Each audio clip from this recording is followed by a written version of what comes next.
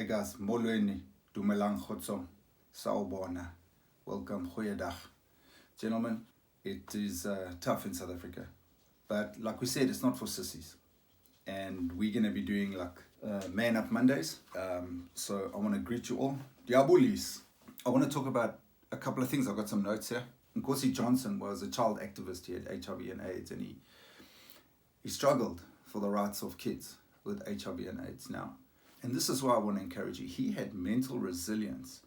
He demonstrated exceptional courage and emotional strength while fighting for children living with HIV and AIDS.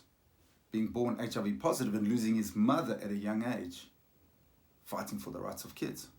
Mental resilience. That's one example. Another example is Utata Nelson Mandela, former president, spent 27 years in Robben Island. When he came out, he stood for reconciliation, not revenge. Now me, I was in the army at the time and I was still growing up under apartheid. And one of my greatest fears at the time was in the transition in the 90s, in the early 90s, out of apartheid into democratic South Africa, was the increased violence.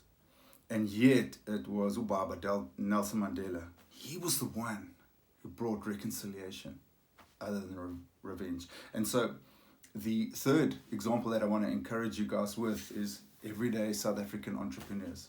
You look at the resilience of many business owners in the township. Many of them are women. And in informal settlements, they keep their businesses going despite crime, lack of electricity due to load shedding. Their mental fortitude gives me encouragement, and I wanted you to be encouraged with the same thing. I want to read here from Mark 8 verse 1. In those days, the multitude being very great and having nothing to eat, Jesus called his disciples to him and said to them, I have compassion on the multitude, because they have now continued with me 3 days and have nothing to eat. And if I send them away hungry to their own houses, they will faint on the way, for some of them have come from afar. And you know the stories. He asked them, he said, how many loaves do you have?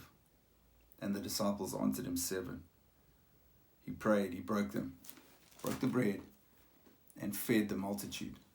When it all gets stripped away, Jesus stays with me. Be encouraged with his word. Be encouraged with some of these notes. Mbono gomso, hamani gatle.